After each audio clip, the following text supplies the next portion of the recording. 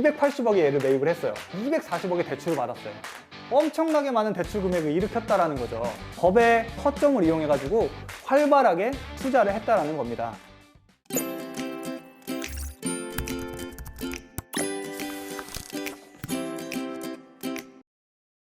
안녕하십니까. 드림부동산 투자연구소 남태훈 본부장입니다.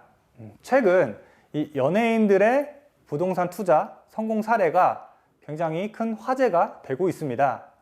어떠한 연예인은 280억짜리 건물을 대출을 240억까지 받아서 구입을 했다고 하는데요. 일반인들은 감히 상상조차 할 수 없을 정도의 큰 대출액인데, 이렇게 투자를 한 연예인들에게는 한 가지 공통점이 있다고 합니다. 자, 과연 그 비법이 어떤 것인지 알아보는 시간 갖도록 하겠습니다. 자, 본 영상 시청하시기 앞서서 좋아요와 구독하기, 또 알람 설정 버튼 눌러주시고 시청 부탁드리겠습니다. 자, 그러면 본격적으로 시작해 보도록 할게요. 최근에 연예인들이 부동산 투자를 통해서 굉장히 많은 수입을 올리고 있는데, 일단 사례를 먼저 짚어보면은 A양이라고 제가 칭했습니다. A양 같은 경우에는 2013년에 이 빌딩을 37억에 매입을 했대요. 근데 이 37억에 매입을 할 때 자기 자본은 8억밖에 안 들어갔고요. 상가 보증금 안에 들어가 있던 게 3억. 그리고 대출을 무려 26억 원이나 받아서 투자를 했다고 합니다. 자, 그런데 이렇게 많은 대출을 일으켜서 투자한 이 빌딩을 약 4년 만에 60억 8천만 원에 팔아서 23억 2천만 원의 시세 차익을 냈다고 해요. 이건 저도 이렇게 해본 경험이 없는데, 일반 부동산 전문가보다도 더 뛰어난 투자 수완을 보였습니다. 또 하나 다른 사례도 한번 보여드릴게요. 또 다른 연예인은 이렇게 큰 빌딩인데요. 이게 2018년 2년 전에 280억의 얘를 매입을 했어요. 매입을 했는데 이 280억짜리 건물을 매입하면서 실제로 자기가 들어간 돈은 21억이고요. 상가 보증금 빼고 대출을 얼마를 받았냐면, 이 사람은 240억의 대출을 받았어요. 근데 이 연예인은 아직 이 건물을 팔진 않았습니다. 그런데 이 건물에서 1년에 발생하는 임대료가 약 20억이래요. 20억 원 정도씩 임대료가 꼬박꼬박 나오고 있다고 합니다. 엄청나죠? 20억 정도의 임대료면요, 240억 대출에 대한 이자 내고도 수억씩은 남을 거예요. 엄청나게 또 뛰어난 재테크 수완을 보였습니다. 이 연예인도. 또 다른 연예인 한번 볼게요. 이 연예인은 2012년도에 53억의 빌딩을 매입했는데요. 이 연예인도 역시 자기 자본은 13억 정도밖에 안 들어갔고요. 상가 보증금과 대출을 38억을 이용을 해가지고 이 건물을 매입을 했어요. 그러고 나서 이 연예인도 역시 팔았습니다. 5년 만에. 5년 만에 팔았는데 얼마에 팔았냐? 95억에 팔았어요. 95억에 팔면서 차익이 무려 42억. 어마어마합니다, 진짜. 42억.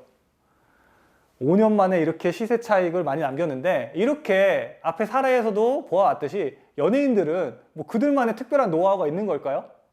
도대체 어떻게 해가지고 이렇게 많은 시세 차익을 남겼을까요?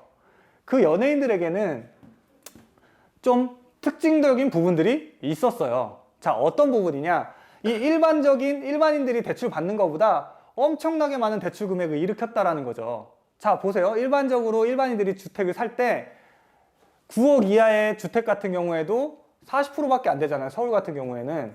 그렇죠? 그리고 15억 이상 넘어가는 주택을 살 때는 아예 대출도 안 돼요.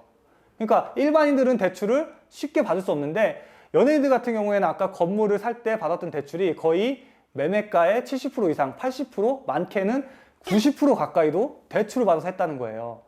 이게 특징적인 부분이고요. 또 하나 굉장히 중요한 부분인데, 이 연예인들 같은 경우에는 어떻게 샀냐면요, 개인 명의로 그 건물을 구입한 게 아니고요, 이 법인을 활용해서 건물을 구입했다는 거예요. 그러니까 부동산 투자를 이 법인을 이용해서 했다라는 거예요. 근데 도대체 왜 개인 명의가 아닌 이렇게 법인으로 구입했을까요? 거기에는 굉장히 좋은 팁이 하나가 숨어져 있습니다. 어떤 팁이냐면, 법인으로 만약에 건물을 거래를 했을 경우에 일반 개인의 경우에는요, 그냥 단순하게 5억의 양도 차익이 발생했다 가정했을 때 일반 개인은 양도세가 42%입니다. 건물을 거래를 할 때 5억 정도의 차익이 발생했을 때는요. 자, 그런데 법인 명의를 만약에 이용하잖아요? 그러면은 세율이 법인세 20%만 내면 돼요. 세율이 벌써 일반 개인보다 절반 이하로 줄어들게 됩니다. 자, 그리고 이 개인들 같은 경우에는 단기에 사고 팔거나 할 때는요, 세율이 굉장히 무거워요. 그러니까 1년 안에 어떤 부동산을 매각했을 때 개인들 같은 경우에는 양도세가 50%거든요.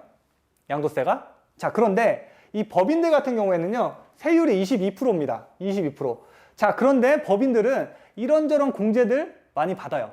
이런저런 거 다 빼고 나서 공제를 많이 받고 실제로 적용되는 세율은요, 10에서 15%밖에 안 돼요. 일반 개인이 세금 단기 매매했을 때 세금 내는 거에 5분의 1 정도밖에 세금을 안 낸단 말이에요. 얼마나 단기적으로 사고 팔고 하는 게 빈번하게 일어나고 이렇게 단기 매매를 하겠습니까? 세금 어차피 뭐 5분의 1밖에 안 내니까 엄청나게 수익을 거두고 있는 거예요. 이런 법에 어떻게 보면 허점을 이용해 가지고 법인을 이용해서 활발하게 투자를 했다라는 겁니다. 이 연예인들이. 자, 보면은요, 최근에 그래서 이 법인을 통해서 부동산 거래하는 게 굉장히 늘어났습니다. 수치적으로.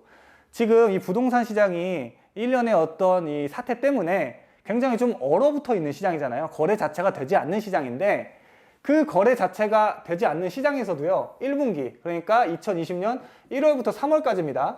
3월까지 전체 아파트 거래량이 약 17,893건 정도가 됐었는데, 이 1분기에 개인과 이 법인 간의 이 거래량이 이 전체 거래량에서 차지하는 비중이 어느 정도였냐면 73.4%예요.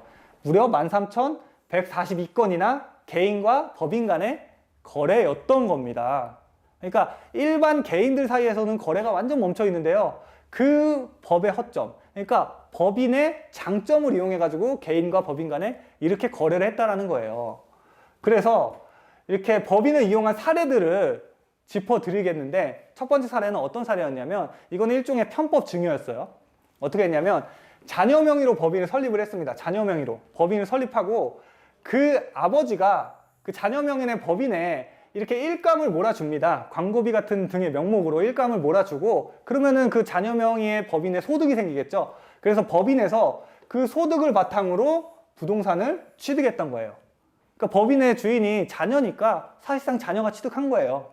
이런 식으로 편법적으로 간접적으로 자녀에게 증여를 한 이러한 방법을 택했었고요. 또 다른 사례는 어떤 게 있었냐면, 최근에 그 잠실의 대단지 아파트들 중에 이렇게 좀 부동산 거래가 조금 활발하지 않은 와중에도 전 고점을 돌파한, 그러니까 신고가를 기록한 어떤 아파트 단지가 하나가 있었는데, 그 아파트를 봤더니 어떤 거였냐면, 본인 소유의 아파트를요, 이거를 법인 명의로 시세보다 더 비싼 가격에 법인한테 팔아 넘긴 거예요. 근데 사실 그 법인도 본인 소유의 법인이었어요. 개인 명의에서 법인으로 갈아탔다는 거죠. 갈아타면서 시세보다 더 비싼 가격에 넘겨버리면서 자기가 보유한 부동산의 가격을 띄우는 그러한 방식도 썼었단 말이에요. 법인을 통해서. 이 모든 이러한 사례들이 법인을 이용한 일종의 허점을 이용한 이런 거래 사례들이었어요. 자, 이렇게 법인을 통해서 빈번하게 부동산이 거래가 되다 보니까, 특히나 고가의 부동산들이 거래가 되다 보니까 나라에서는 이거를 가만두지 않습니다. 지난 4월 23일 날 국세청에서 나온 보도자료인데요. 어떻게 하냐면요, 고가 아파트를 사들이는 이 부동산 법인들에 대해서 전수조사를 착수했어요. 그래가지고 실제로 어떤 세금 탈루 혐의가 있을 때에는 즉시 조사를 시행할 계획이라고 하고요. 지금 이 부동산 법인을 악용한 이 탈세 혐의를 잡은 이 사람들이 27명이 되는데, 이 사람들을 세무조사 지금 시키겠다고 세무조사가 들어갔다고 합니다. 자, 한마디로 지금 법인으로 이렇게 거래하는 고가 아파트 같은 것들 니네 하지 말아라. 다 니네 세무조사 하나하나 다 들어갈 거다. 엄포를 놓은 겁니다. 이렇게 보도자료를 띄웠어요. 그러면서 그동안에는 이 법인을 이용해서 거래를 많이 했을지언정 앞으로는 법인을 이용한 거래에 좀 신중하게 하셔야 돼요. 조심하셔야 돼요. 자, 그래서 이제 결론을 좀 내드리면, 지금 얼마 전에 있었죠? 총선이 완전한 이 민주당, 그러니까 집권당의 압승으로 끝났습니다. 자, 그렇다 보니까 앞으로 이제 다음 달부터 열리는 이제 새로운 국회에서는요, 정부가 원했던 그 정책들을 아주 그냥 손쉽게 다 통과시킬 수가 있어요. 법 같은 거 개정시키는 것들 있죠. 정부가 그동안 추진했었는데 그동안에는 국회의원 의석수가 모자르다 보니까 막 힘겨루기 하면서 힘겹게 통과를 시켰어야 되는데 이제는 자기네들이 마음 먹은 대로 통과시킬 수가 있게 됐어요. 완전한 압승을 해버리니까. 그래서 이 정부 정책에 좀 더 힘을 실리게 될 겁니다. 정부 정책이라는 게 결국 뭐죠? 다주택자들을 규제하고 좀 1주택, 그러니까 주택을 투기의 수단으로 쓰지 말라는 거잖아요. 또 법인을 활용한 이런 고가 주택 거래처럼 편법도 쓰지 말라는 거잖아요. 그러한 정책들에 앞으로 힘이 실릴 거니까 이러한 편법들은 좀 조심하셔야 돼요. 자, 그리고 당연한 얘기지만 좀 전에 보도자료에서도 보여드렸다시피 이제는 국세청이 직접 움직입니다.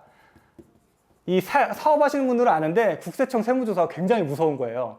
진짜 먼지 털어서 안 나오는 사람 없듯이 진짜 탈탈탈 털린다고 합니다. 이런 세무조사가 법인을 이용한 고가 부동산 거래가 들어간다면 거의 바로 이제 들어갈 거예요. 그렇다 보니까 과거에는 법인을 이용해서 이렇게 내가 많은 투자 수익을 거둘 수 있었다면 앞으로는 그게 쉽지 않게 될 것이니까요. 이제는 조금 조심하셔야 됩니다. 법인을 이용한 이러한 부동산 투자들. 자, 그리고 마지막으로 현 부동산 시장은 어찌됐든 아직 이 전 세계적인 사태가 마무리가 되지 않은 그 시점인 만큼 앞으로의 부동산 시장이 흘러가는 것, 또 앞으로의 경제 사정, 경기 상황이 흘러가는 것들이 아직까지 불확실성이 너무 높아요. 그렇다 보니까 전 영상에서도 말씀드렸고 그전 영상에서도 누차 말씀드리지만 어쨌든 지금 이 시점은 조금 시장을 좀 지켜봐야 되는 시점이다라고 말씀드렸잖아요. 이제는 뭐 편법으로 법인을 통해서 부동산 투자하는 것도 다 막혀 있으니까 사실상 어떠한 틈새가 있다면 정부가 다 막는다라는 거예요. 그래서 정상적으로 하셔야 돼요. 이제는 정말 남은 방법들이 없습니다. 그래서 어쨌든 지금 시기는 불확실성이 너무 높은 시기니까 조금 더 부동산 시장을 지켜보자 라고 말씀드리고 싶습니다. 자, 오늘은 최근에 이슈가 많이 됐던 이 연예인들의 부동산 투자, 또 어떻게 투자했는지 이런 부분에 대해서 말씀드려 봤습니다.